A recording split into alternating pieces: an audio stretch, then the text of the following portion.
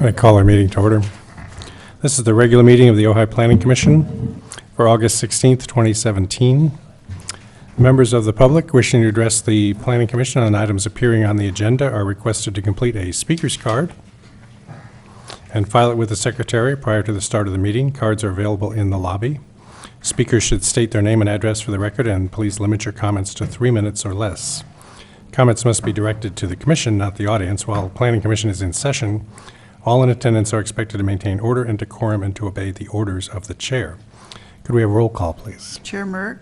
Here. Vice Chair Quillisi. Here. Commissioners Nolan. Here. Corbin. Here. Isabella. Here. Powers. Here. And Commissioner Jagiello is absent. Thank you. Commissioner Nolan, could you lead us in the Pledge of Allegiance, please? I pledge allegiance To the flag of the United States of America and to the republic for which it stands, one nation, under God, indivisible, with liberty and justice for all.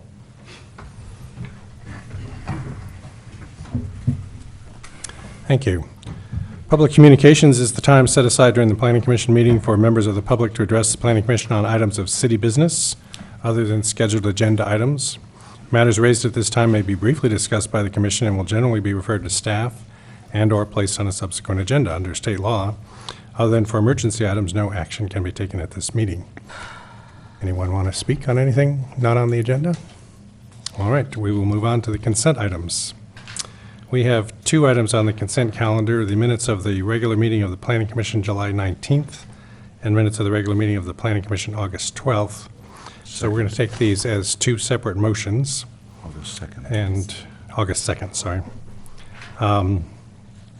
So do we have a motion for the item 1 of the consent calendar? Commissioner Nolan? Sure. I'll make a motion that we adopt the Ojai Planning Commission meetings from the meeting of July 19th, 2017. I'll second that. All right, do we have a motion and a second? Could we have a roll call, please? Nolan. Yes. Corbin. Yes. Quillisi. Yes. Merck. Yes. Isabella. Abstain. Powers. Yes. And next is the minutes of the regular meeting of the Planning Commission for August 2nd, 2017. Commissioner Zidore. Chair, I have a note. I'd like to pull this and just amend it slightly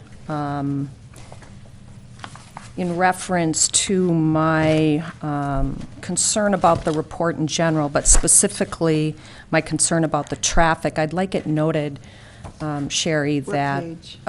let's see.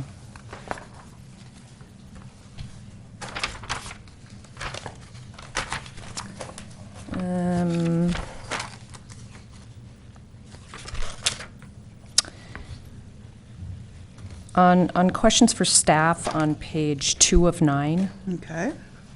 I'd just like it noted that my general comments were really that there was no traffic report, that there was a traffic letter, but the whole report was basically predicated on a statement that there was not going to be any increase in traffic or parking problems, and there was no report and no data to that effect. Report, no data. Okay. Would you like to make a motion with that? That's actually on Part of it? page 3, about the middle of page 3, just below the middle of page 3. Oh, your biggest issue is Right, but parking and it's traffic. the absence of a report Right, but and I mean, a that's, study. that would where we would amend the minutes. It's at the top, actually, isn't it? Well, Yeah. it's mentioned that I have issues with the staff report on 2, but on page 3, my biggest issue is parking and traffic. But either way, Okay. Okay. I was happy to make those Thank you. changes. Mhm. So can you make that as a motion with that amendment? so I'm going to make a motion that we adopt the minutes as amended for the August 2nd Planning Commission meeting. Thank you. Do we have a second? All right, I'll second. Oh, sorry, go ahead. All right. Corbin is Commissioner Corbin will seconding. second that. Okay. Could, any further discussion? Could we have a roll call, please? Nolan. Yes. Corbin. Yes. Quillisi. Abstain? Merck. Yes. And Isabella. Yes. And Powers. Yes. Okay, thank you. Next is our first public hearing item. This is design review permit DRP 1708 for the remodel and addition of a second story. Oh, what did we miss there? Oh, you're right. Disclosure of site visits and ex parte contacts. My apologies. Could we go around, starting with Commissioner Nolan, and go through that. Yes, I did visit the site for hearing item 3 and Okay. had no ex parte contacts. Thank you. Commissioner Corbin? I visited the site and had no ex parte contacts. I visited the site, had no ex parte contacts. Okay. I've gone by the site several times and have had no ex parte contacts. I also visited the site and had no ex parte contacts. I also visited the site and had no ex parte contacts. Okay, now we can move on. Item 3. The design review permit DRP 1708 for the remodel and addition of a second story on an existing single-story residence and new single-car garage at 906 Mercer Avenue.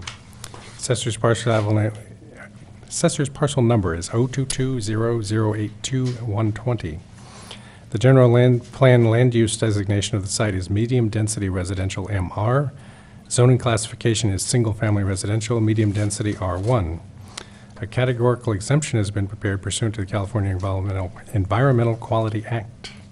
Property owners are Jesse and Libby Hawkins. The applicant representative is Sean Foster. Could we hear from staff on this, please? Yes, thank you, and good evening, Mr. Chairman, members of the commission. This is a project which you reviewed as a concept review matter this past April. The project consists of a remodel of an existing single-story residence, as was indicated by the chair. As part of the remodel, an existing detached shed and an attached carport will be demolished and replaced with a two-story addition. The bottom level would be a single-car garage, which meets city standards in terms of size for a single-car garage. There will also be a den and a half-bedroom as part of the addition. The second level will include a master bedroom and bathroom. There will also be some remodeling of the existing main structure as well that doesn't have any exterior modifications associated with it. The existing shed and carport encroach into the required side and rear yard setbacks. And the required parking, or the parking that's provided, is also non-conforming. With the construction of the addition, there will be a reduction in the non-conforming aspects of the project. The new addition will conform to the rear yard setback.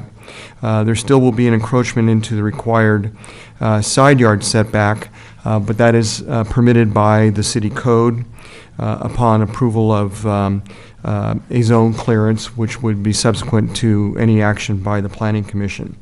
Likewise, the city code would require a two-car garage for a single-family home because that's not physically feasible in this instance, and because the existing carport's being replaced with a single-car garage, there is also a reduction in the degree of nonconformance with the city code.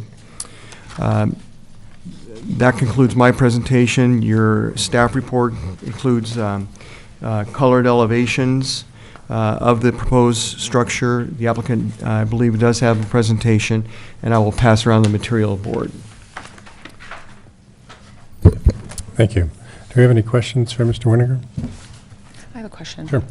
Mr. Winiger, I want to thank you. This report was pretty clear, and I appreciated having the colors up front, labeled, and everything. That made it, easier to understand.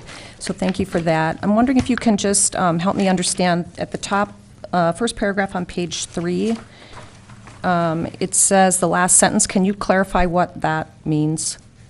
Where it starts, because the alterations fall within the parameters of the city's ordinance for non-conforming structures, they are approval of the Planning Commission. Yes, I noticed that as well. That should be, they may be approved by the Planning Commission. Right. So the process would be that I think its use would require a conditional use permit, but because it's a structure, it's just a zone clearance if we so decide. Is that? Actually, if it wasn't a two-story structure addition, if there was just a single-story addition, the deviations could be approved at the director level. But because there's a second-story addition here, it has to go before the Planning Commission. So that zone clearance would only be approved if the Planning Commission approves this DRP tonight. Okay. And then my other question is there a reason we no longer get full-size plans with our projects? Some of these things kind of remain hard to read, like like this one, I don't know, I mean, are we trying to say paper, or? No. We can provide them, I just think it was a staff determination that they were large enough to read. If they're not, we're happy to provide full-size sets. Okay, And we can do that from now on. so maybe that's something we can talk about, whether or not we want to talk about at our joint meeting. Yeah, I- and I- those Ojai Valley Inn plans were about that fat, so and we could have brought those to you as well. I'm sorry, the what?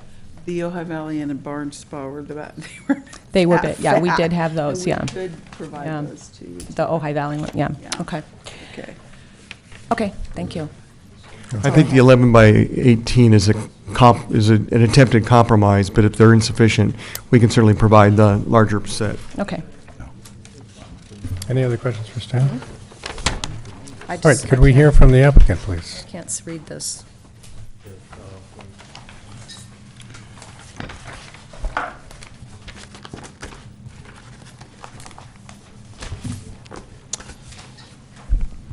Good evening. My name is Sean Foster. I'm the representative to the property owners, Libby and Jesse Hawkins. And this is follow-up to our meeting. We did a concept review back in April, and since that time, there's been really no major changes to the plan, mass, the elevations really, in the time spent from that meeting, just been developing details, some of the materiality, and addressing some of the comments made during the concept review. But for the most part, it's the same project that you're seeing today. So I suppose with that and the staff report, we can probably get into discussion of any items.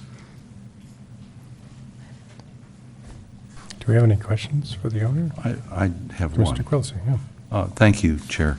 On this attachment G, this is your colored elevations.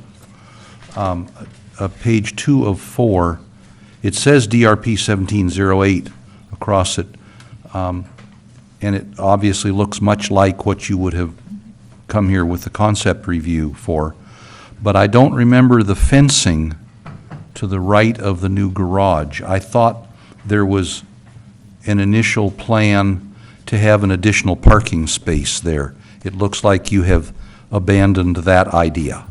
Well, what we discussed at the meeting in depth really was what was going on that south property line with respects to encroaching into the setback and then also providing a parking spot.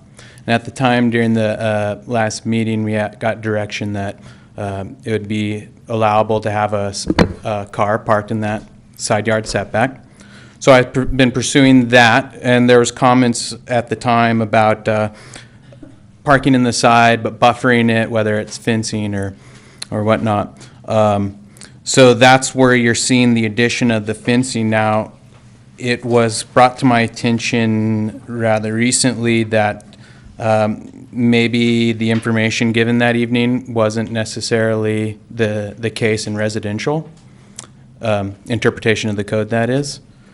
So it was kind of in communication with the staff. We talked about some of the options available, and it was, I'm blanking on the code number specifically. I think you actually provided at the meeting.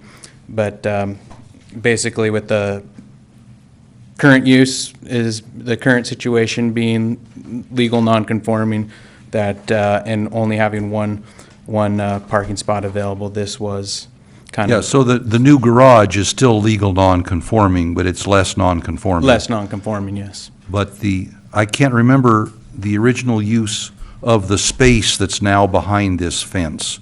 Was that just open land? So there, what you could see, it might be easier to see on the survey. There's partially in the rear yard setback, there's a detached shed. Right? And about the front half of what is proposed as the new garage is the back end of the existing carport that is attached to the residence itself. So there is a kind of a void in construction and space in that area. Okay, so the fencing shown at the right edge of attachment G, page 2, may or may not come to be? So this fencing was kind of designed with the idea of Screening. screening that car parking spot. But Oh, it's a pair of front gates, it's not a fence. yeah. Ah, very good, thank And- you. And I think even with parking not in there, we'd probably like to keep it in the project to screen trash Sure, enclosure sure. and just privacy to the Yep. backyard. Thank you. Commissioner Isabella? I have a question. Yeah. Did you have one? What's that? Oh, sorry. I think Okay. we're- are Did you you, all- did you guys I'm explore done. tandem parking? I mean, why, because I think what happened was at the concept review, I asked the question, is it legal to park in a side setback? And we were told yes, and I think subsequently it was determined that that was not the case, that you can't park in a side setback, and so then, code ensued, and I think they've kind of, correct me if I'm wrong, but trying to come up with a compromise situation here where it can be in the setback, but it's screened. Screened, And, yeah. but Yeah. did you guys explore tandem We parking? We did explore it. Initially, we tried working with the existing carport, but really the width of the existing carport wouldn't be complying to 2 cars. So we looked at moving parking to the rear yard, and by the time you get double wide parking, you're getting close to the rear yard setbacks, and you've really eaten up a lot of that open space back there.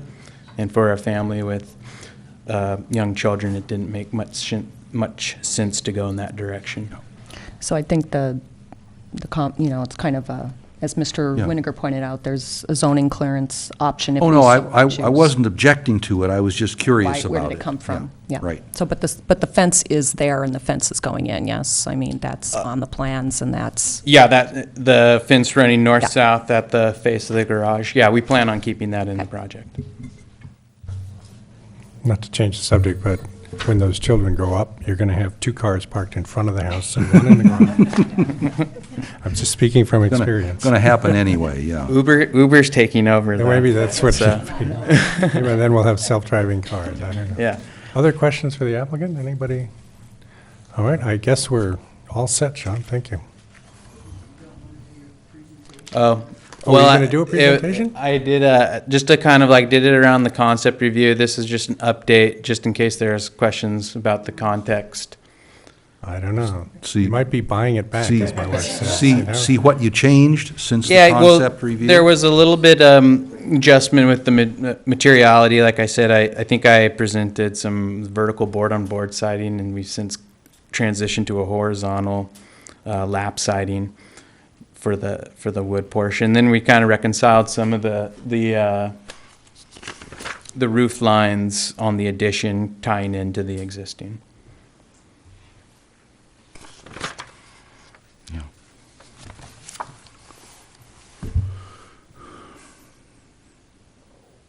So this is from the concept is- review, right?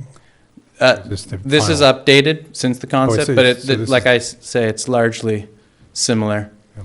Just more detail, I'm picking up some of the Street. downspouts and some of the context. I put the neighbors' houses, which disclaimer based on just, I didn't have it surveyed or anything, but just a general massing, so you get an idea. So have you, Screen's kind of dark, you can't really see the materiality of the, Sean, have you discussed this with the neighbors at all? Have these owners met with their neighbors, and are they aware that there's going to be this? they, I believe they have. They've met with much of the neighborhood. I couldn't say for certain if he's actually connected with the neighbors to the south. Okay. It's- Note that the placard was also placed in front of their house, the new placards that's required. Oh, Yes. And noticing, yeah. and Sean, what's, Okay. what is that? I remember sort of vaguely something happening in the front yard, so is that a leaf fence or? Right now, there's a hedge, an existing hedge that's kind of buffering. That northwest corner is a bedroom, and there's a hedge that kind of creates a courtyard there. So that, I was just putting that there in was for a fence illustrative that came purposes. out perpendicular to the front face of the house, right? Yeah, it's a half-standing Originally. fence. Yeah. And okay. it's really consumed by this hedge. Yeah. If the hedge were to be trimmed back, the fence wouldn't stand. So basically, you're just saying, there's an existing hedge, you're going to keep it for privacy. Yes, yeah. Yeah. All right, good. Anything else? Good. Sean, thank you. This is a public hearing. Is there anybody else who would like to speak on this? I will close the public hearing, bring it back to the Planning Commission. Do we have any further discussion, or would someone like to make a motion? Go ahead, Steve. Go ahead. I'll move that we, excuse me, approve the design review permit DRP 17-08 for the remodel and addition of a second story on an existing single-story residence and new single-car garage at 906 Mercer Avenue. Thank you. Is there a second? I will second. Oh, there's a double second. Kathy's turn. This time it's Kathy's all right. turn. We'll give Commissioner Nolan. All right, any further discussion? I think it's a fine-looking design. Yeah, Very happy with it. I just hope we don't, Dress up the neighborhood. yeah. Could we have a roll call, please? Nolan? Yes. Corbin? Yes. Quillisi? Yes. Merck? Yes. Sabilla? Yes. Powers? Okay. Item 4 is a time extension for design review permit DRP 15-13. That's been withdrawn by the owner because they actually pulled a building permit, which is great. Looking forward to seeing that actually developed. Item 5 is a discussion item. We have a joint meeting with the City Council on September 12th. Are there topics which we should bring up with the City Council? Okay.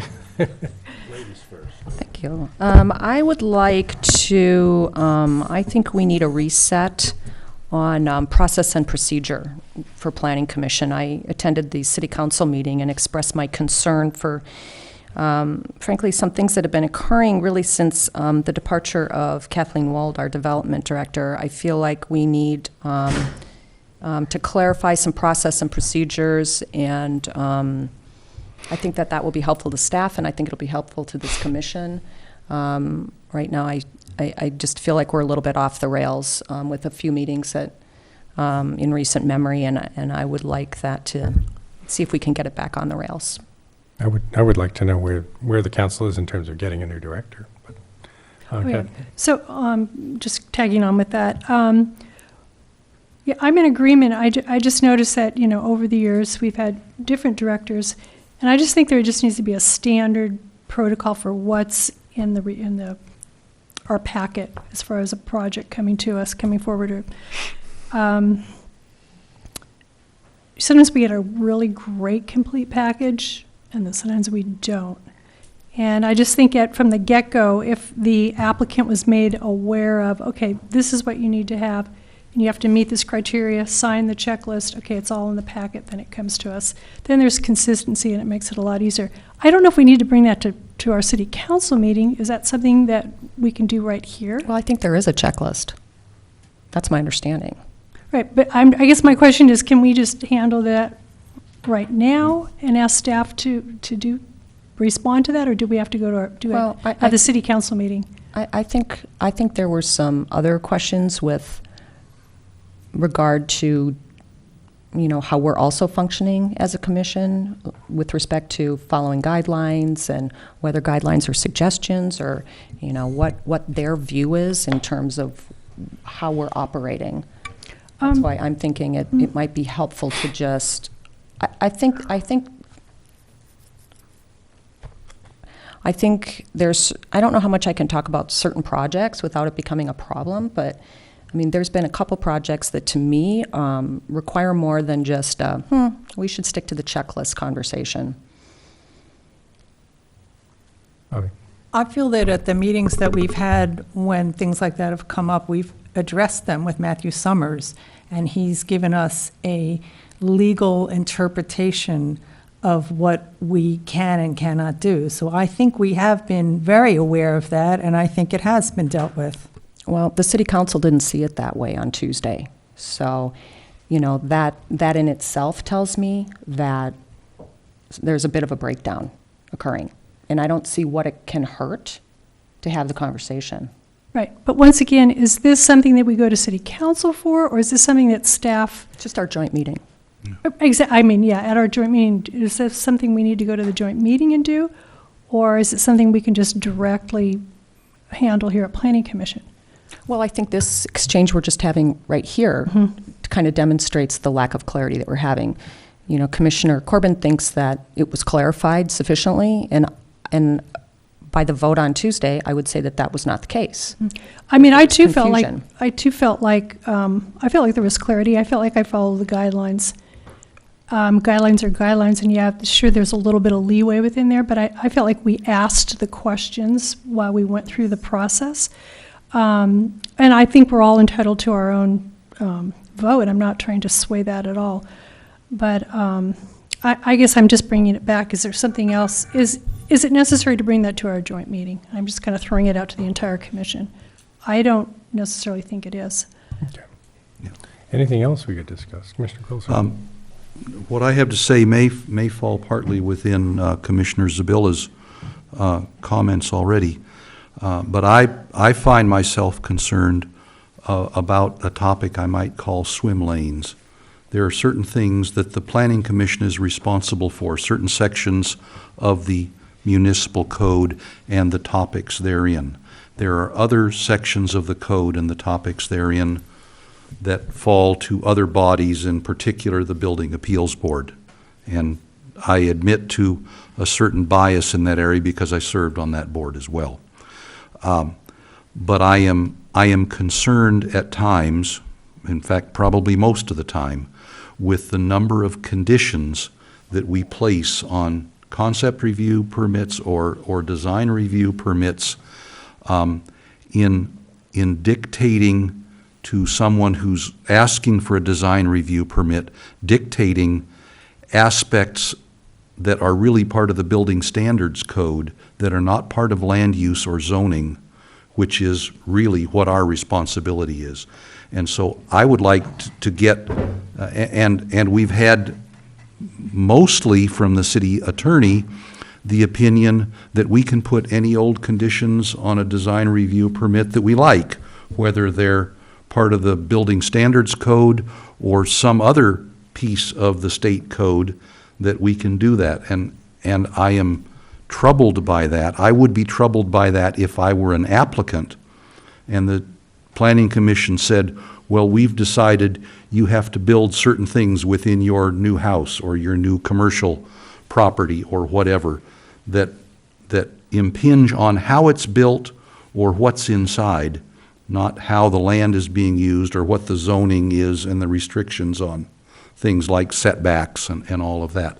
And so if we could get some clarification perhaps on that from the City Council, I would appreciate understanding what the City Council sees as the things that we should be ruling on and the things that we should not be ruling on. And that's where I think I overlap with Commissioner Zabilla, in that we need to understand maybe in broad terms what our job is here versus the job of other boards or commissions in the city. Commissioner Can I say one more thing? Can I say one more thing? The other thing I'm going to say is that we have no educational component anymore, and I think that that's a problem. We used to have an educational component via our breakfast meetings, and that's not happening. And I think especially for newer commissioners, I think that it took, to me, it took a very long time for me to really understand what this role is, and I think that's a problem. So that's another piece that I'd like to bring as part of this whole discussion. Some kind of meeting outside the formal commission meetings. Yep. Something that's educational, because I just don't think this is something that can be grasped on the fly. It can easily devolve into personal tastes rather than rather than following the law. Well, following the law and having conclusions that are based on analysis and findings rather than personal taste. Yeah, I agree completely. Commissioner Powers, you have. Oh, I was just wanting to ask Commissioner Quillisi for a, not a project example, but an example of it, what you were speaking of something we might have voted on that you felt was in the purview of another commission. Okay, and And like Commissioner Zabilla, I hesitate to get into too much detail. Yeah, but not we- of specific we project, did, but, we did place conditions on a project where there were several parcels of land put together and a number of small residences proposed to be built on it. And we wound up with conditions like you have to pre-wire for solar panels, you have to pre-plumb for circulating hot water. Those are really part of the California State Building Standards Code.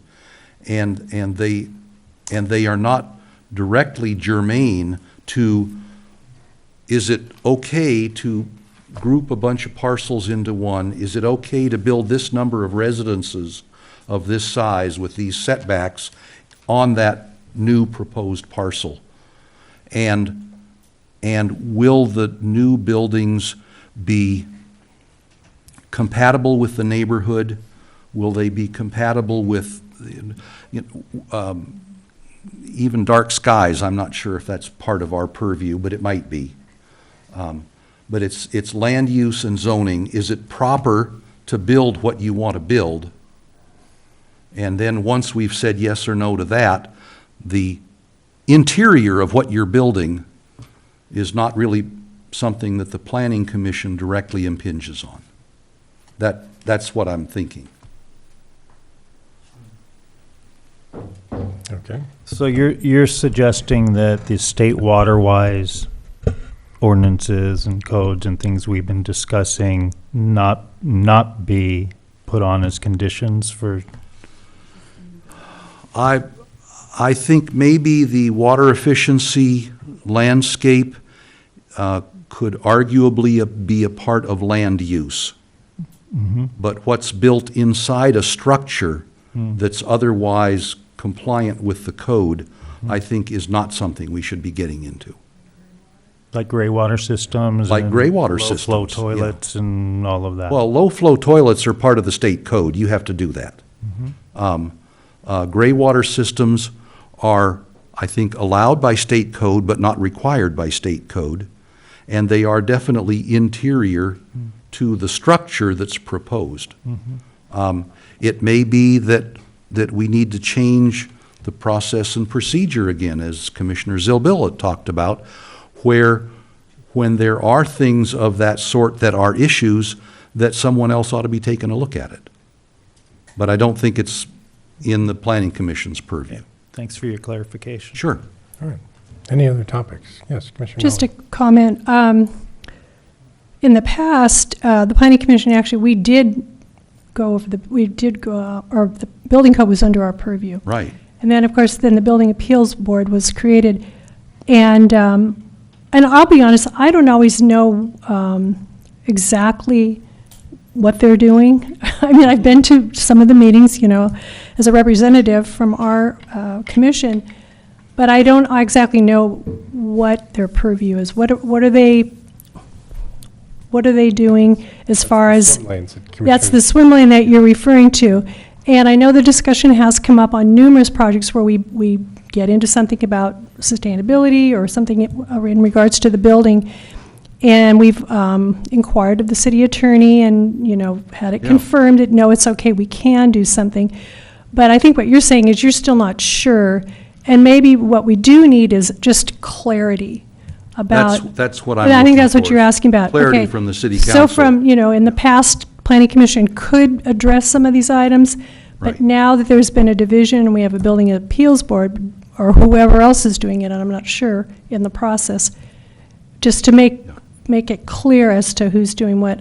Yeah. I don't have any, and I understand, sure, that typically, we're not doing anything as far as the interior, but when you get into plumbing, yes, that is in the interior. Plumbing and electrical systems within a Exactly. structure doesn't sound like Right. Planning Commission Right. And then- anymore.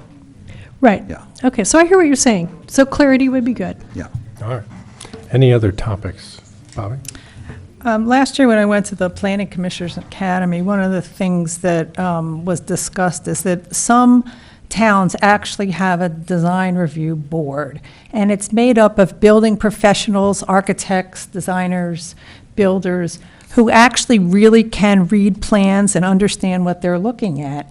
And if everything that we decided was cut and dried, and we could just have a checklist, and the attorney could look at it and say, yep, this meets, nope, this doesn't.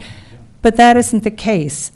And in the design guidelines that we've been given, there is quite a bit of latitude. Sometimes there are pieces in it that don't apply to a particular project. And in those cases, we have to make the judgment call that it would be inappropriate to take that building and try and do X, Y, and Z with it when that isn't the right type of building for that. And so there are things that are more specific, but then there are other things that are really in need of a judgment call. And this is the only board we have, and if people are unhappy with that, then maybe we need a design review board here. Yeah. Commissioner Nolan? When I first came on the commission, I was advised, and actually from several of our different community development directors, that in fact the Planning Commission did act as a design review board. And I think, John, you'll remember one of our past community development directors actually had us form a subcommittee, if you will, but we acted as design review. So we had an architect, someone representing architecture and someone representing landscape. And we actually did go out to sites with the community development director, and in addition had separate meetings oftentimes with the client, or the applicant, rather. I'm not saying that we have to reinstate that, but we did have that for, might have been a good couple of years. It was when Rob Mullane was here. Yeah. But, and then correct me if I'm wrong, but that's what I was told when I first got on the commission, that in a sense we are. Yeah, right now we are. We don't have a separate. It's not a separate board or commission, and I agree, but I may be wrong in stating that. And I would just like to supplement that by saying that it's really frustrating to read letters from the public talking about projects, and what they're addressing is not even really what the project is. And it's also unfortunate that some people who look at the drawings can't read them. And the comments that you hear make it pretty obvious that they can't read them. And if you can't read it, ask for help. I spent 20 years doing architecture, and sometimes the computer drawings, I'll tell you, the old by hand drawings were a lot easier to read because the line quality was different. But I work at it and I look at every single part, so I feel like I do understand what I'm looking at, but I know that from the comments that people make, they don't. And it's really kind of frustrating when we've spent a lot of time on something and talked about it, to then feel like it goes to city council and they're feeling, oh, everybody's so upset. And most of these people addressing something that is not there. So that's. Thank you. Say that. Commissioner Isabella, you had a. I just want to add that I don't think that the issue is, it is black and white. Yes, we have, there is a deliberation within guidelines that certainly occurs, but part of that deliberation is actually referring to the guidelines and making statements and reasoned conclusions based on how it fits in with the guidelines. And I think that that's something that we need to be very clear on.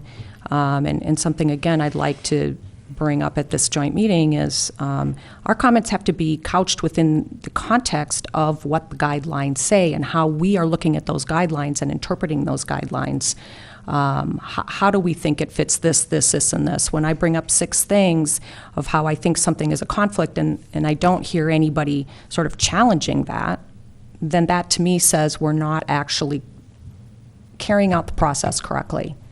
So again, I think it comes down to process and how we're communicating and how we are coming to a joint or not joint conclusion. There's a process, and I just don't think that language and that process is occurring quite as tightly as it could be. Okay. Any other, Mr. Quillisi? I had an idea about, first, the educational aspect that Commissioner Zabilla was talking about. I would suggest perhaps in this month's, or this particular meeting, probably not a good example because we've all seen the case before at the concept review stage. But I would like to suggest that when we all get our packets, our notebooks on the Friday before the Wednesday meeting, if one or more of us feels that an educational meeting is appropriate, that we communicate that to the community development director, the interim community development director, whatever, and then go ahead and have a meeting. And like I say, in a case like today's meeting, I don't think it was necessary. But others it may well be, and that would mean that we have these outside, less than a quorum meetings less frequently, but not at all. And maybe that's a decent compromise. I would like to add another topic to Another the topic, city, good. the Thank city you. council, to follow up on what Commissioner Zabilla said. It is not sufficiently clear to me, probably my lack of understanding, but how directive are the arcade and the arcade plaza and the East End design guidelines? Are they strictly directive?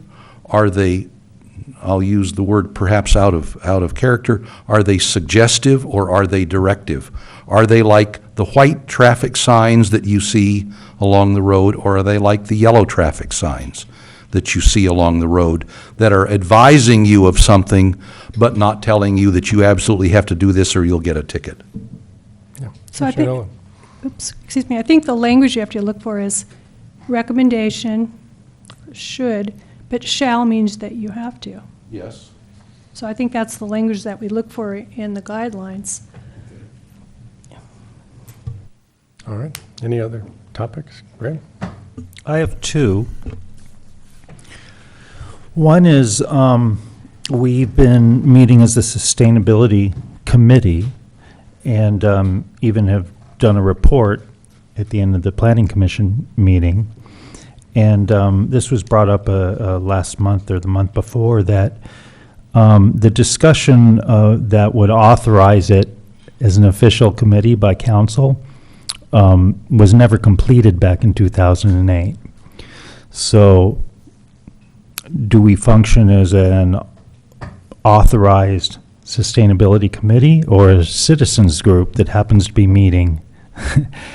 Yeah, you're kind of an Out. ad hoc meeting now because you're Yeah. just getting together. And Commissioner Nolan may have a weigh-in on that, but it was something that came up to speak at the joint meeting about.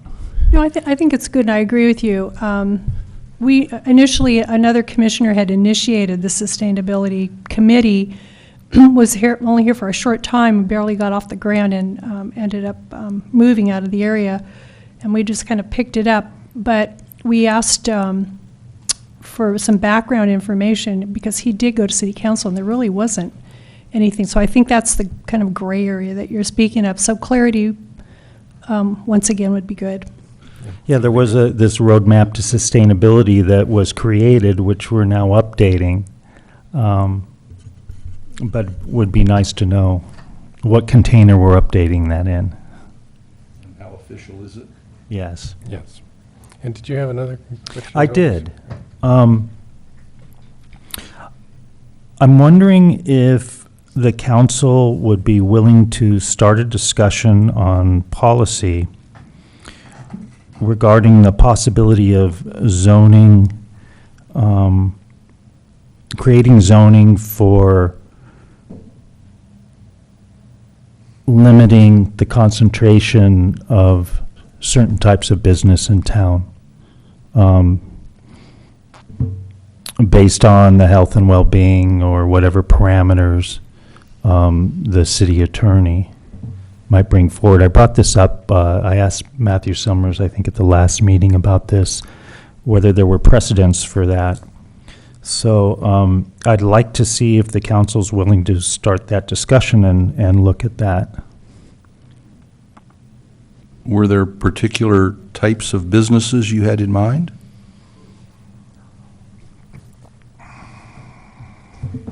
Yes.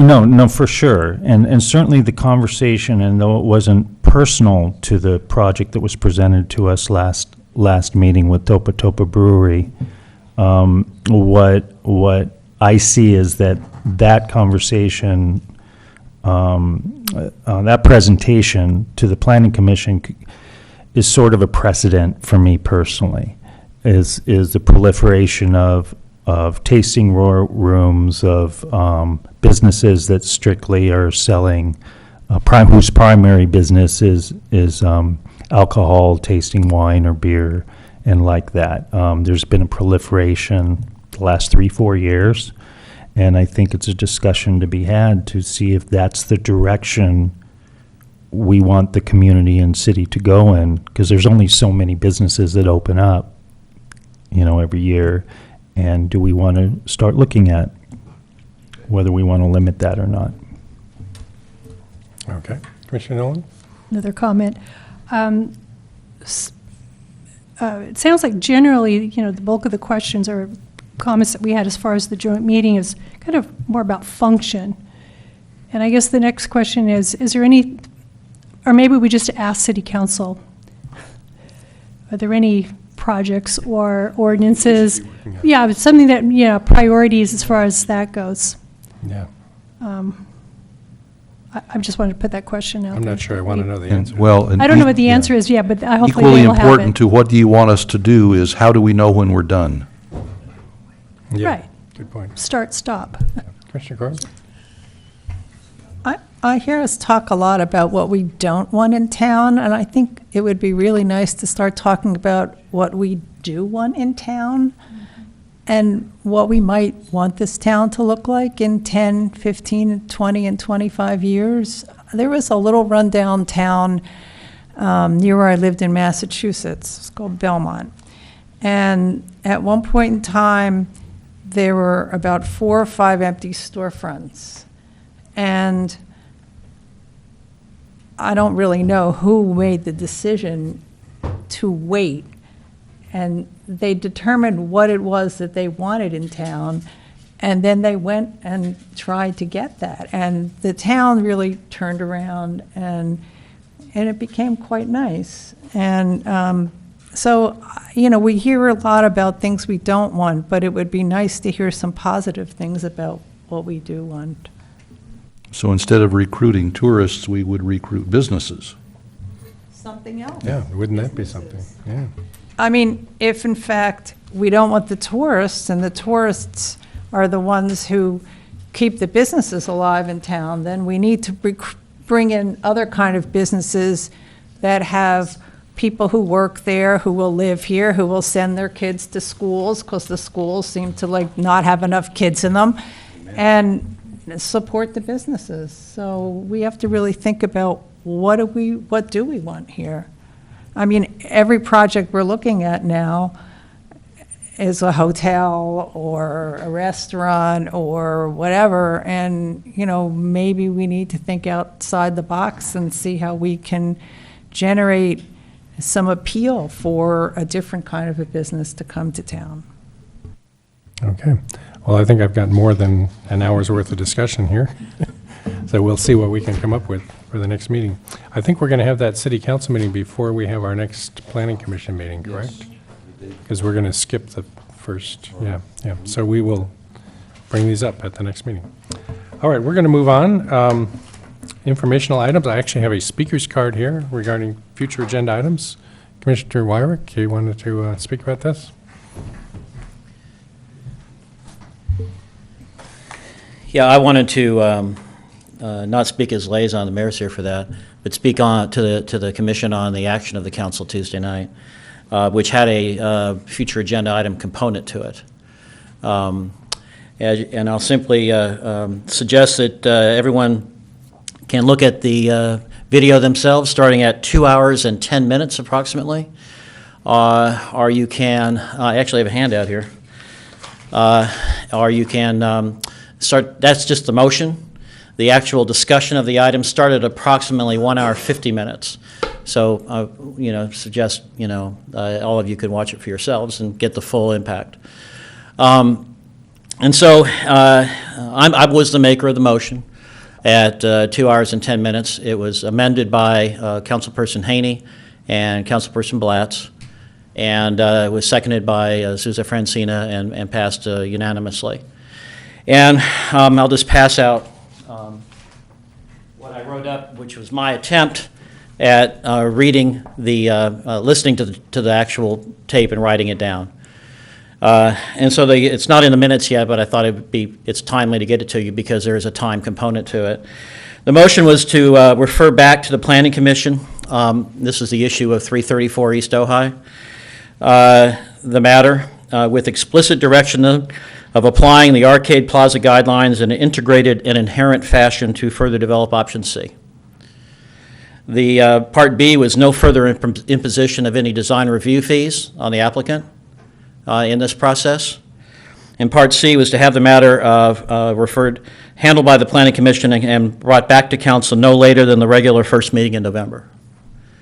So there was some additional item there, but Paul Blatz had that you can listen for yourself about making sure that there's a full staff briefing on the application of Plaza guidelines and as a whole, not just a checklist, but the entire document.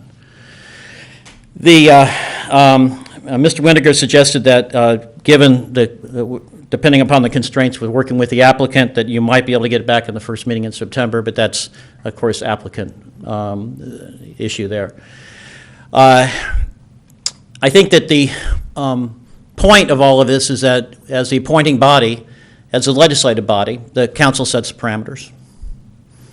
We define the box that you operate under, basically, that you operate within. You're a deliberative body, and sometimes we get into issues of the deliberative body versus the legislative body, where the council's a legislative body. So we set the parameters, and we took action on that. And if you wanted to listen to the entire, I don't want to go into a rehash of the entire set of deliberations, but it might be helpful, given the discussion I just heard, for everyone to spend 20 or 30 minutes listening to the entire body of deliberation. But I think that's a fair representation of the motion that was passed and the direction on a certain performance with respect to looking at this again as soon as you can and getting it back to us by the first meeting in November. So if you have any questions, I just thought I'd get up and say that. Mr. Powers? And of course, the mayor is here too. Yeah, I'm not sure this is a question to you, Councilman Wyrick, but so is this an instance where this educational component comes in of these meetings that we used to have and didn't have might come into play, or is it at the joint meeting that education could happen, and then we'd be prepared to really discuss what comes back to us? Yeah, that's a good point. I'm just trying to report. No, that's why I said it may not be a question for you. It's a question to my It has a future agenda item component to it, and that's why I thought this associates was the here. appropriate time to report back to you. All right. But I don't know that it was clear that we established, but I think City Council did establish that this project in particular, 334 East Ojai Avenue, falls under the Arcade Plaza design guidelines, Right. not the arcade Correct. design guidelines, not the East End. Correct. Okay. Yep. Commissioner Corbin, you had a... I think there was a question during that meeting to identify things that the city council felt violations in the scheme that we chose. Yeah, the applicant brought that up, and my immediate response is that's not the business of the city council. It's not the business of the city council to act as a planning commission. The plaza guidelines are there as a integrated whole. They are passed by city council to be used as guidelines, as inherent and integrated fashion into the deliberative process, and not as an afterthought. Okay, well, I felt that we used them, so. City council is not a planning commission. Thank That's goodness my for that. personal opinion. Okay, thank you. Right. Your 3 minutes are up. Yes, Commissioner Powers. Well, I want to go back to what I just shared. is there an educational component we need to get into non-quorum groups to discuss, or can it be handled at the joint meeting where I personally would like to know what a guideline is, what a suggestion is, what an interpretation is, what a directive is. I understand that languaging like shall or should or recommended kind of points the way. I think that's really a question for staff. Would you be able to arrange a series of meetings like that where we could all talk about these things? Certainly, I could talk to the city manager and city attorney about that. I know that Matt Summers and I have already had discussions about having some training at a future meeting with the entire commission in a quorum, which I believe has not been provided in quite some time. And if there's additional specific training that you would like, or items that you would like addressed, perhaps that could be a follow-on discussion as well. Okay. But it would be a noticed meeting with a quorum, yeah. At least that was our initial intention. Mr. Summers does have a presentation. I've used one in the past with previous commissions, and that was our at least our intention, but we could have a discussion with the commission about that. Yeah, I'm sensing we're under a lot of time pressure from the city council, and so we may have to do something in the interim between the meetings as Well- commissioners as well. Well, I just think that there's people here who have a lot less experience than other people as well. And, the fact that, I know that there was brought up at the city council, there was a question asked, well, is there an orientation for commissioners? And, the city manager answered, yes, but there is no orientation. There is no nothing. So I think especially for newer commissioners, there's one level of training that should probably occur. And then, certainly maybe for those of us who've been on it for years, maybe there's something that would be interesting or we'd be open to. But I think there's some base level that might be missing here. And then in a general way, and then, maybe for specific projects, that are more involved. Maybe that is something that, I like Commissioner Quilisi's idea about meeting, but I just don't think that that's probably going to happen on the fly, given the way we all are. We're scheduled out way in advance, and staff is very busy, and so I just don't know how that would happen in any kind of real way. So is there a reason we aren't having the We have no one breakfast to meet meetings? with. We don't have a director, so we don't have. So anyone. that's the reason we're not having Yeah. the morning meetings. Okay, and so until that happens, We have an interim director. Only 20 hours a week, though. okay, Yeah. all right. So until we get a full-time So director. again, something to maybe Okay. talk about at that meeting, how All we right. can best achieve education in a way that. Right, because I did personally feel like the breakfast meetings have always been very beneficial. Absolutely. And that may be the solution again. Yeah, thank you. Mr. Winninger, would you like to lead us through the future agenda items? Yes, Mr. Chairman, as indicated in your calendar, and as you indicated previously, the joint meeting will be on September 12th. Your September 6th meeting is canceled due to a lack of quorum. And on September 20th, we presently have one item. I'm sorry, yes, exactly. 334 West Ojai will come back to you on that date. And then that's it, we're done for the year, right? Sure. Okay, thank you. All right. I'm going to move on to the Planning Commission Subcommittee reports. Commissioner Jagiel is not here. Commissioner Powers, Commissioner Nolan, is there a sustainability report? Well, we actually did it last time, and we haven't met since then, unless you want to report on something. Yes, there's a couple things I'd like to Oh, report perfect, on. go ahead. One is that on September 24th is the International Day of Peace, which is being sponsored by the International Cities of Peace. And the Sustainability Committee will be having a table or a booth there, and hopefully we'll get this authorization subject handled, so we'll be presenting that sustainability roadmap and have that for people to look at. And I'll make another announcement about the International Day of Peace that will be happening in Libby Park on September 24th as we near that date. And then before the meeting tonight, Councilman Wyrick gave me this letter from the Institute for Local Government, which we're thinking is part of the League of Cities. And it's actually an acknowledgement on behalf of the Institute for Local Government. We are pleased to honor the city of Ojai for its achievements as part of Institute for Local Government's Beacon program.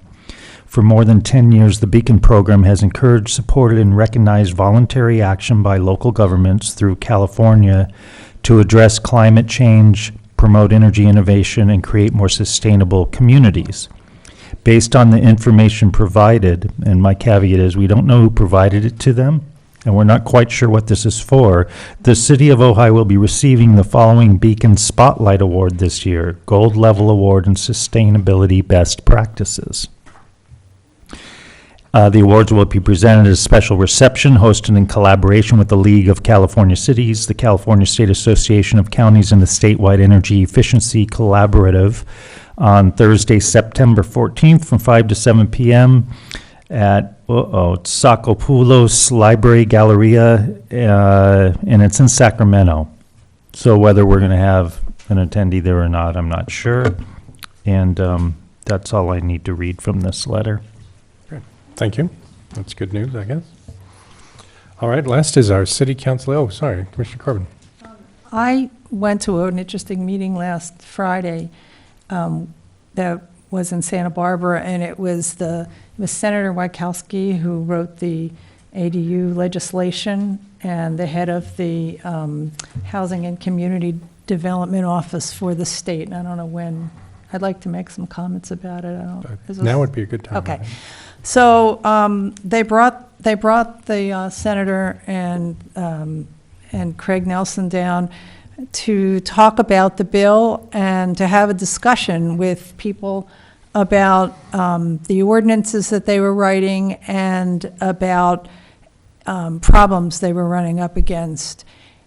The senator is very determined to make this legislation work and to make it actually effective and to see some response. And they did ask anybody who was on a planning commission to talk about their ordinance, so I did, and I think it was pretty well received.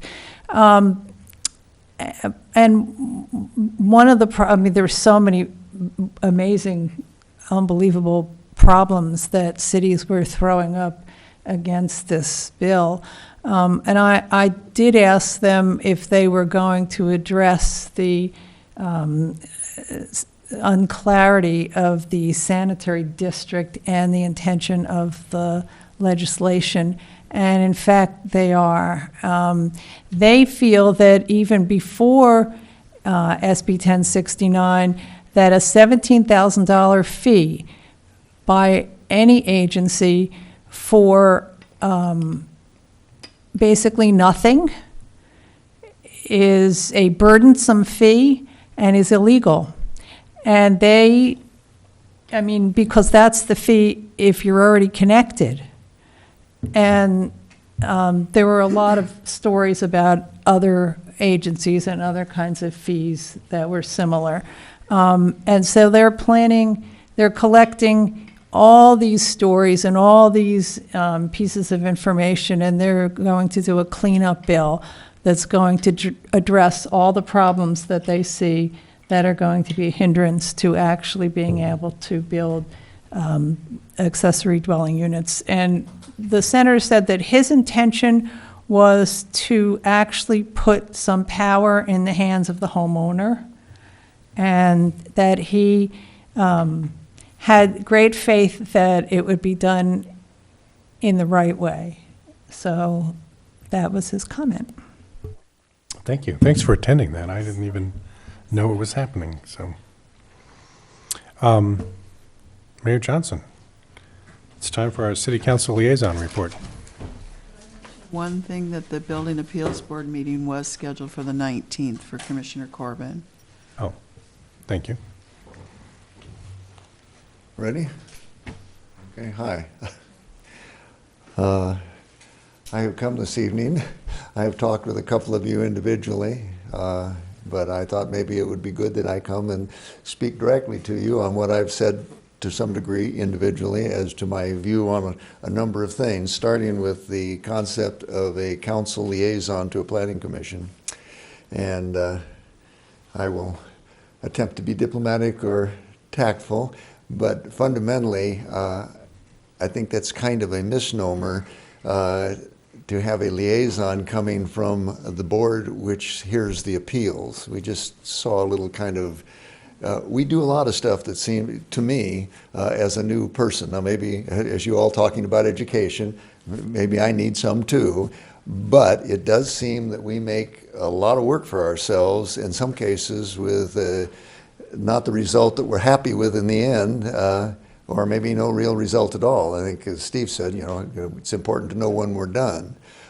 So my view is that with the new technology, and that this is with Jeremy's fine post-production efforts to post this on the web and to watch it on TV, unless there's some reason why a councilperson needs to come and sit. If they want to bring something to you or vice versa, I think that's great.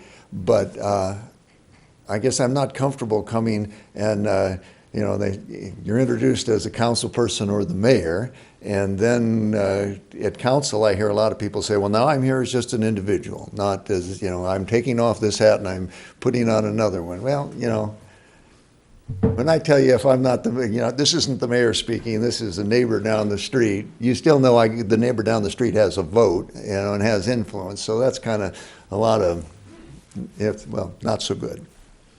So I don't intend, and with no disrespect to the commission, to come and sit through meetings and at the end to get up and say what, but I have an open invitation to all of you. I would be happy, and I have met with a couple of you, and I'll spend the time both to understand where you're coming from, to answer any questions you have, to help in the educational process to the degree that I can, but mostly a one-on-one, could be one-on-two or whatever, but I mean, at your request, rather than coming and, sitting and listening to all this and then having it come before the city council and hearing some of the stuff a second time. I have not come before, and that's one of the reasons. Now, my colleagues may not agree with that, but I'm going to encourage, you may have heard that I introduced a motion asking for the city attorney possibly to create a transitional language in our municipal code to have commissions have 5 people on them, with the possible exception of this group, because this is a consolidated commission. I heard you guys talking about, Bobby, what'd you call it, a design? Yeah, the design review board. We used to have that in the town, and it was called the Architectural Review Board that did just that. And then we had the Planning Commission that did what Steve talked about, just, land use, the application of the codes. And somewhere along the line, I guess somebody got an idea that this would streamline things, that they would consolidate it. And the reason it ended up with 7 was a sort of a compromise from 10 down to 7, and also to accommodate the number of people who were serving at the time, because nobody wants to displace people who are doing the good work that you folks do and that we all do, because we're doing it more out of love. It certainly isn't the compensation and the aggrandizement in the community where everybody tells you how much they like what you're doing. Anyway, that's the history of how this got here. And so you have this difficult or this confusion, it sounds like, between doing the design review and doing the land use. Well, okay, you're doing both, but it isn't quite that clear all the time. So maybe that's something that we need to talk through. We aren't going to get that done at a council meeting between 6 and 7 o'clock on a Tuesday night. Mayor Pro Tem and I were saying, well, maybe we should have like a Saturday morning workshop if everybody can, kind of those who can make it, and turn that into both that kind of a joint meeting and also part of the educational process. And the educational process goes both ways, and it's not just asking the city attorney what he thinks. It's what do you think? It's what do we think? What can we agree on doing? Because one of the problems we have is what they call mission creep. Everybody knows what, when you get an assignment, and then the old expression about the job expanding to fill the time allocated. So we bring all of this talent and brain power together, and we have on the agenda a withdrawn application as an agenda item. I have to say that seems to me somewhat silly. There may be something in our code that we need to address, but I would think that the staff would be, during a staff report, would just say application such and such has been withdrawn. Thank you very much. We don't need to make this as difficult as it seems to be. And I don't know about the rest of you, but I know you guys, a lot of you have careers and things you have to pursue, and you do this on the side. I'm retired, and I'm doing it 7 days a week and almost full time. Now part of that's my own fault, but I mean, it's, a small town. This is an intense place that we're working in. After 50 years, I can say, working in courts, working in counties, doing all sorts of things, the toughest job I ever had was managing the city of Ojai for 3 years. I still tell people that, if you want to feel like you're living forever, move to Ojai and become the city manager. It's dog years. I mean, it's difficult. So I understand the problems, and we're all doing things kind of based like tradition. I hear people talking about educational meetings with staff. I'll tell you my opinion on that, is that used to be the way we as staff used to brief the officials and lobby them a bit. And then the Brown Act came along, and the Brown Act talked about serial meetings and how that wasn't a really great idea.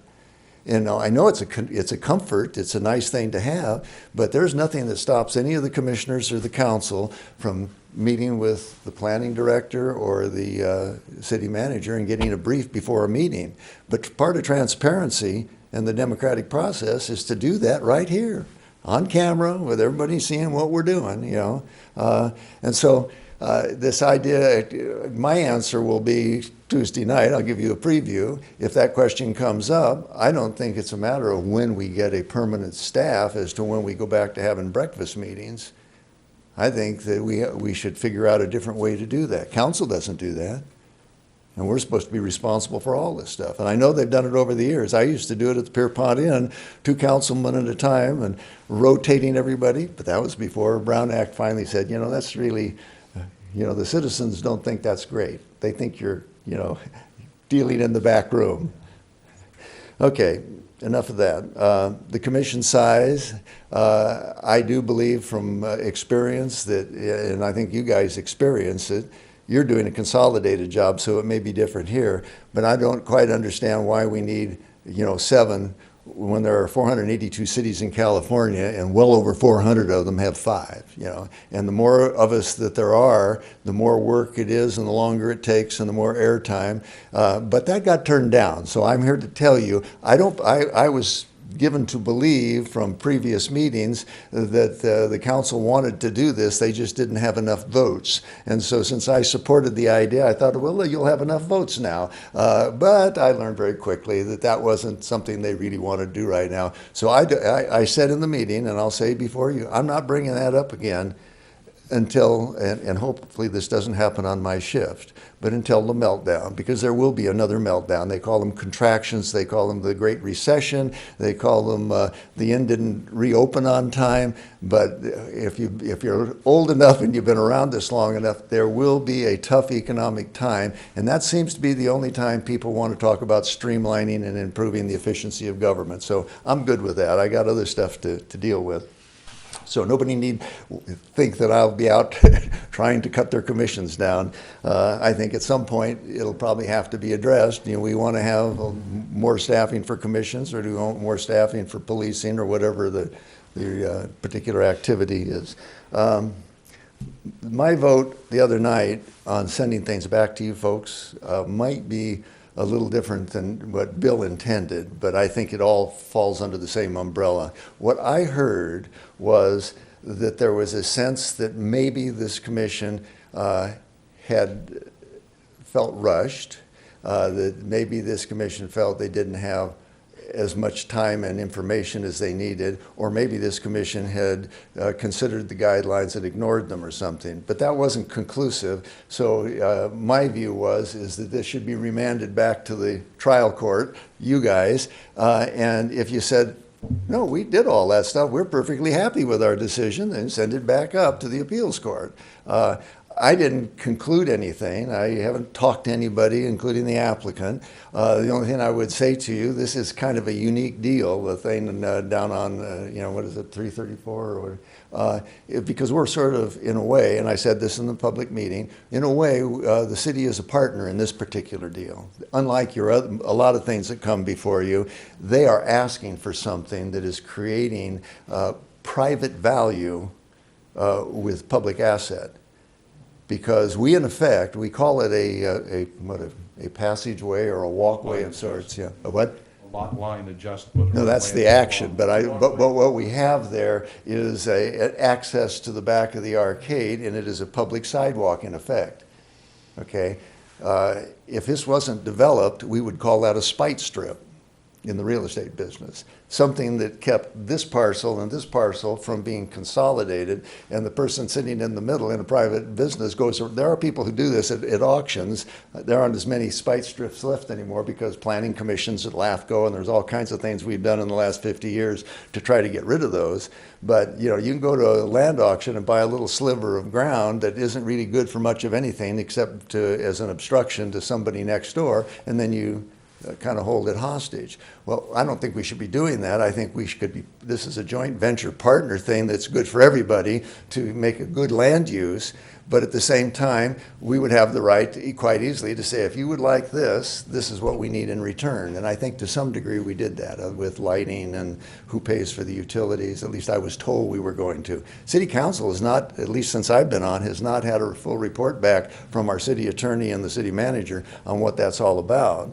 But then this thing popped up, and I went to look at your guidelines, and I honestly, it's English. I couldn't read it, Bobby, because my eyesight wasn't good enough, but the copies we were given, the print was so small on all the guidelines, I wasn't quite sure what was violated, if anything was violated. But when we call them guidelines, the old joke of the Pirates Code from Pirates of the Caribbean, there are more guidelines, you do have some latitude, just as long as it's a conscious latitude. And I think what Rosalie was saying was, just to give a little explanation of what the rationale is when the blowback comes, from people who think everything should look like San Juan Capistrano or something, or whatever their vision of downtown is. So my reason for voting for the motion was to give you guys one more bite at it if you wanted it, and then tell us, and then we as the court, as the appeals court, I suppose we could overrule you, but my general feeling is that we should always follow what our commissions recommend, as long as what is being recommended is explained to us. And that doesn't mean that it wasn't a good job of explaining it, but it did seem like that we have an interim staff. There was some question as to whether staff's reports were thorough. My suggestion to all of you guys is that as a commission, if you don't feel, everybody's got a different idea of what should be in a staff report, and staff, I'm sure, tries to keep it as comprehensive as they can make it, but they may leave something out that they didn't think was important. If you're not satisfied, just like the city council, if they're not satisfied, continue to the next meeting and ask the question. But it's disturbing at the council level when we're told that maybe something wasn't covered. We just want to be sure it was, not that it was necessarily a bad decision at this level. I've already mentioned my view on staff training. There's a difference between educating and being briefed. I think the education comes in. I don't know. I didn't get an orientation coming on the council. And as far as I know, nobody else has been getting an orientation on the council, and I guess you guys don't get much orientation. Is that true? It's not. Right. Okay. So that is a big hole, and I don't see anything in the budget for it, and yet that's part of doing business. We should have that, because new people coming on, knowing what the job is, or at least what the expectation is. So I think briefing is something that you should pick up a phone, or you should see the staff on what your questions are individually, just like we do. Sometimes it's more satisfactory than others. With regard to rumors, I'm a very sort of frank, and as you can tell right now, I am not reluctant to talk. But I have heard rumors, and I'm here to tell you that I don't play golf anymore, and I haven't played golf at the Ojai Valley Inn, in case you've heard that, because I've heard that supposedly with this thing coming through, that the mayor's up playing golf with the people up at the inn, and that there's some sort of maybe backdoor deal. I don't know where that came from, but I encourage you all, if you hear stuff like that, call me directly. I'll be happy to answer it. What was the other, there was another rumor, oh yes, that maybe there was some engineering for making staff changes at City Hall. You know, and my name was used along with Mayor Pro Tem's in the rumor that I picked up.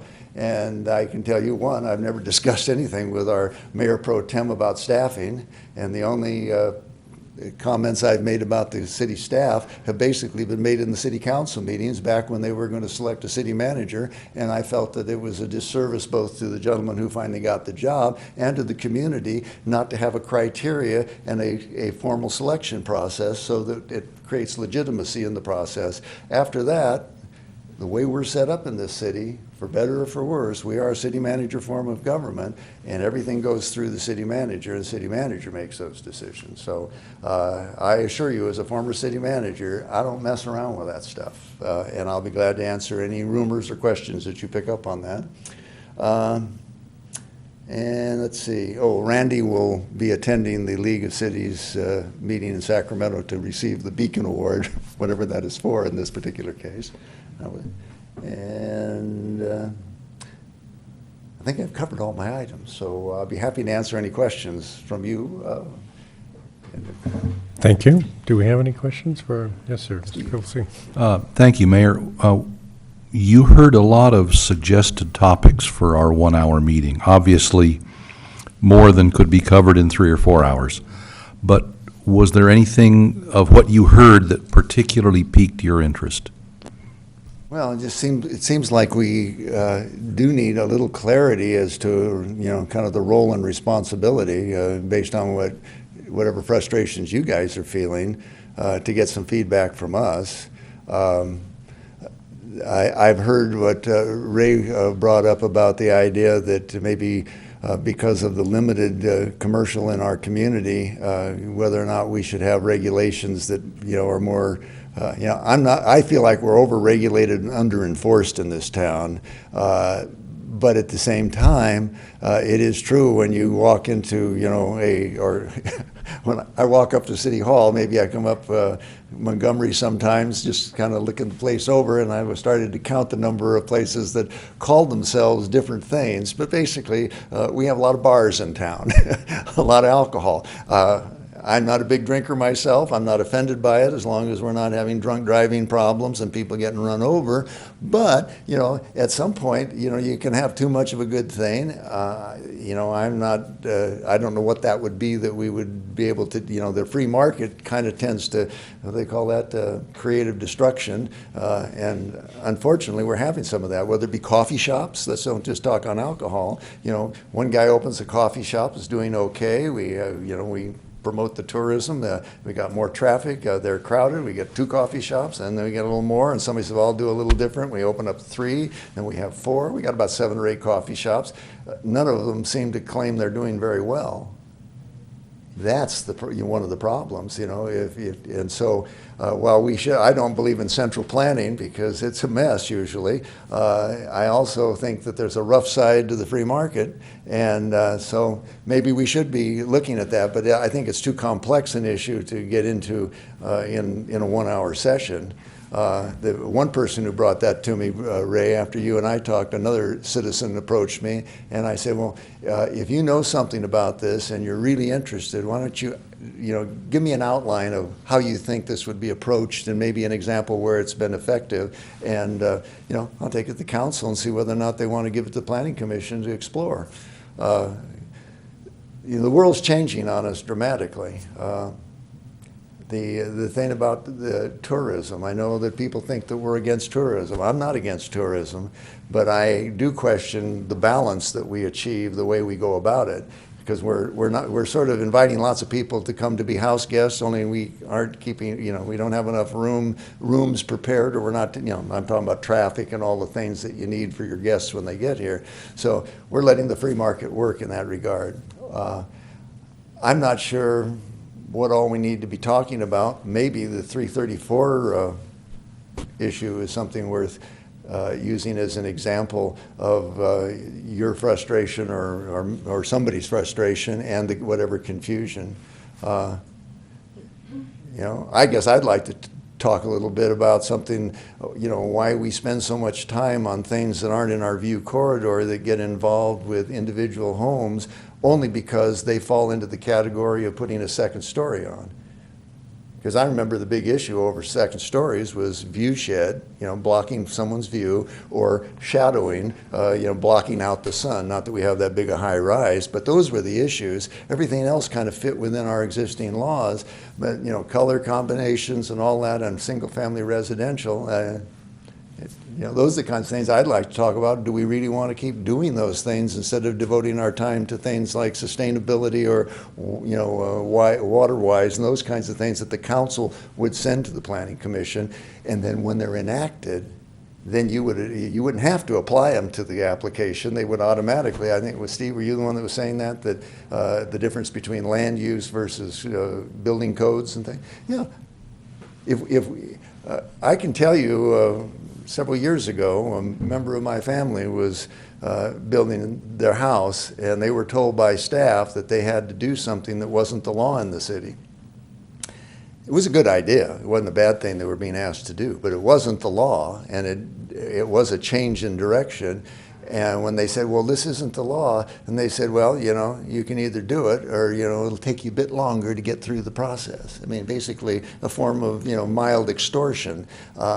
I guess I would encourage us all, and like to talk about that we shouldn't use our planning process because we have other ways of doing it. Enact the laws and then apply the laws rather than have all you folks sit here and then us folks at the council have to go through and make individual judgments as to taste and, if it's important enough to do, we ought to amend the law. And if we aren't going to enforce the law, we should repeal the law. I'm just giving you general philosophy when we have the discussion. But I think maybe some of those conversations should be had. But I think they're probably better suited to a Saturday morning in 4 hours when we just focus on that, and maybe bring a facilitator in, somebody who is not invested like I am or you are, and have them just kind of facilitating and help us understand. And then when the budget comes up in October, I'll ask Mayor Pro Tem to join me in maybe seeing that there'll be a little money for education or something so that the commissioners can go and, I guess you're attending some things, aren't you, Bobby? Didn't you say you went to something over the accessory unit? Yeah, was that part of, does the city provide that for you? Yes. Yeah, okay, but those are important things to do. Yeah, and it was very informative. Yeah. So, some of it was wildly boring, but some of it was really wonderful. Yeah. Well, it seems to me that in about 3 or 4 hours, maybe once a year, with the city attorney, the city manager, the city council, the planning commission, or any other commission, that we could sit together and we could go through the things where we're stepping on each other's toes, and we can make it really clear what is the mission, so that we don't have, I hear at the council level, what's that commission doing? They're kind of wandering off the reservation here, so to speak. Not politically correct is that. I shouldn't use that expression anymore. That they are not staying within the guidelines. And then I hear people at the Planning Commission and the other commission level saying, what's the council doing? They're not backing us up and they're not supporting their own laws. And both are true.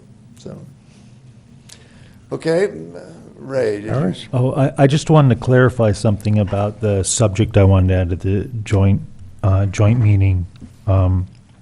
Regarding the conversation about limiting the concentration of certain types of businesses. So that wasn't a discussion I wanted to have regarding whether we should do that or not.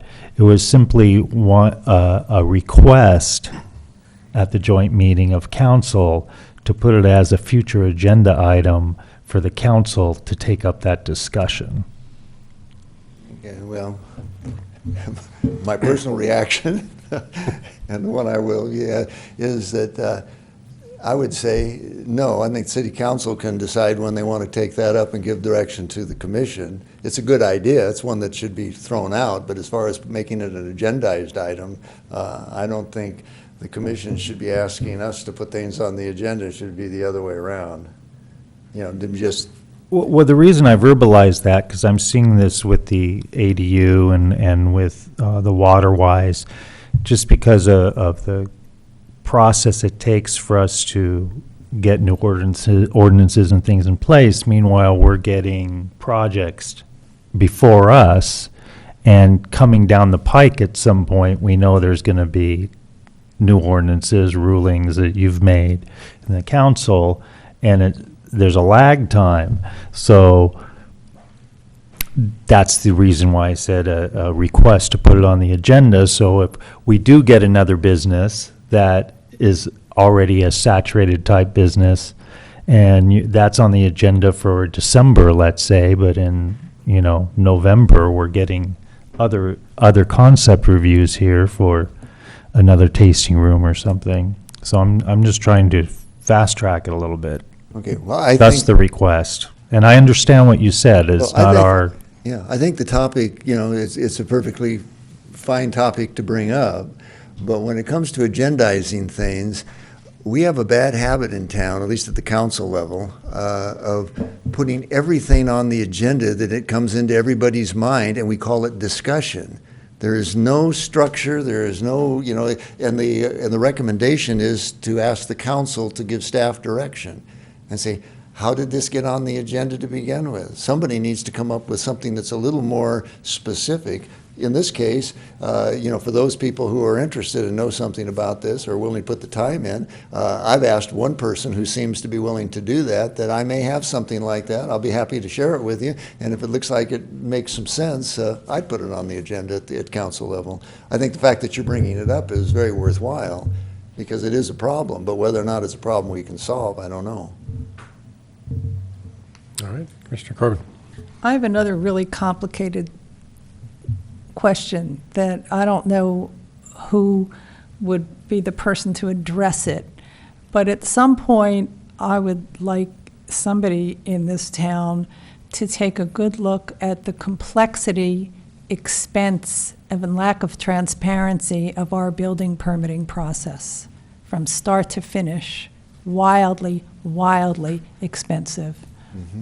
Well, I don't know that will fall under our joint session, but I would agree with you. One of the reasons I would agree with you is I agree